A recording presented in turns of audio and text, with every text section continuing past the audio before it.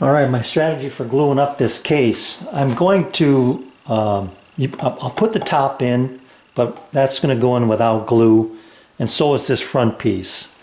I'm using them though to square it up, and I've taken a couple of drops from the front of the drawers to use as clamping cauls here. And I've also got one on the back here. I can show you just a straight piece along the back to help pull that in tight. And then again, I'm using the drop here as a clamping caul for the bottom. So these are going to get glued in just near the back. If I'm going to have any movement, it's going to be up here, because this back is going to be glued in all the way around. So that's going to be glued to the bottom as well. So everything's going to have to move this way. It can't move back. One thing I forgot to mention is I'm going to put a little glue on these as well before I glue up the case, and just drop those in. Just a little bit along this flat edge. That should be enough to hold them. Alright, that was a little bit stressful. I'm hoping I can get this top out. I'm not going to be too concerned about it if it doesn't, but I left glue. I did not glue near those dados. If it slides out, fine. If it doesn't, it'll be trapped by this top piece, and it's good and solid. So if it doesn't get glue, I'm not going to be worried about it. But everything went together square. The one thing I will tell you is that when I put these sides in, like I mentioned, most of that glue kind of slid out. But then to draw them in, I used these clamps, and they popped in, but they went a little bit past, both of them.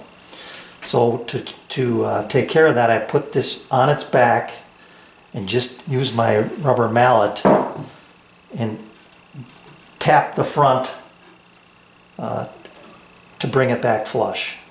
But it was on a flat surface, so it only had to move probably a 32nd of an inch at the most. But when I tapped it, it stopped, because both these surfaces were then now on my floor, my concrete floor. So they're perfectly flush, I'm very happy about that. And then just threw the back in afterwards. All right, as I suspected, this shelf is not coming out. I've banged on this clamp with the rubber mallet, and that hasn't done any good. This side starts to come just a little bit, but I can't get this corner loose, so I'm suspecting that there might be a little glue in there. But you can see here, I'd like to close that up, so I would like to get some glue on it. So I'm going to try something here. I got a screw clamp. I'm going to put it in this way. I've got a business card here to protect my top from the screw. And let's see how this works. Let me get this widened out a little bit.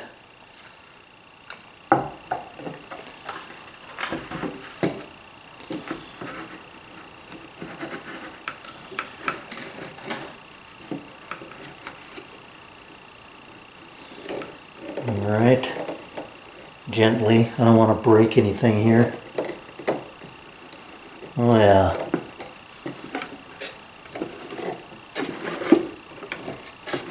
She's loose. So just that little pressure, it wasn't much at all, but I'm happy to get that out. Now I can drop glue in those rabbets and use this as a part of holding it together.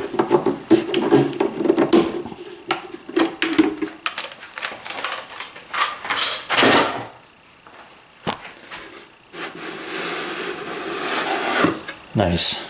All right, we've reached a milestone. Everything looks good. Still operates.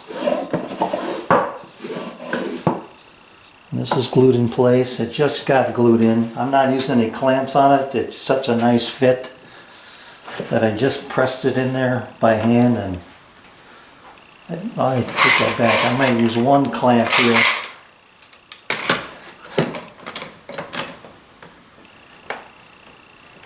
Pull that a little tighter.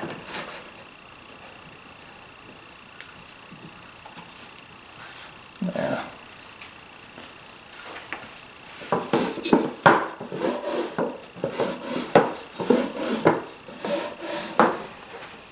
If I can get that to sit where it was again. This is flush right here at the base, and you can see how much it sticks out. That's how much material we're going to have to remove to make this curve follow. So we got to build the doors square and then shave this back or sand it back, however we end up doing it, to keep that curve going this way. So this is the board that I used to cut the top and bottom out of. Going that direction. And this is just really straight grain right through here, which is what I want.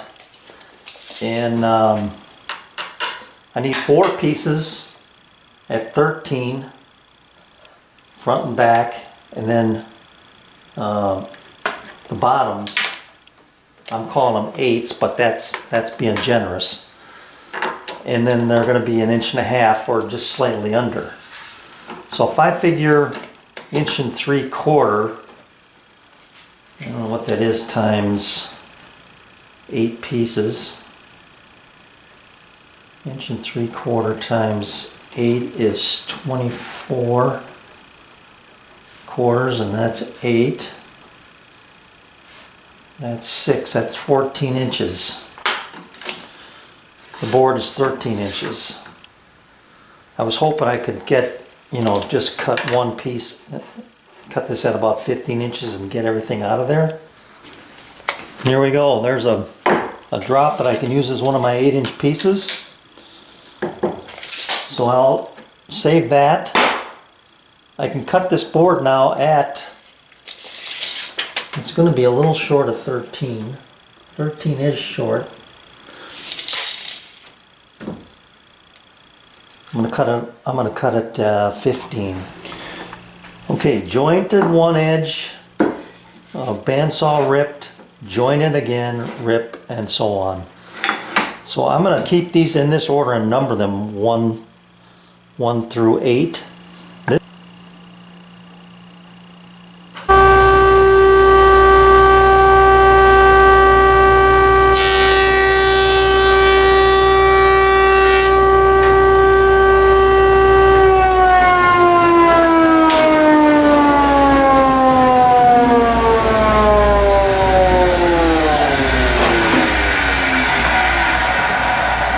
I've had this in my drawer that I keep various jigs in for the table saw. I don't know why I haven't done this sooner. That is so much nicer pushing the board across to face joint with that than it is with these. It's just much less stressful, and you've got the little hook on the end here that gives you that positive push. Where sometimes I can get stalled with these push pads. So there's a nice little accessory. You don't even need this. You could just round this over, just something to get your hand up above the fence. And you can see that I was hardly even using it too. That's nice. That was slick.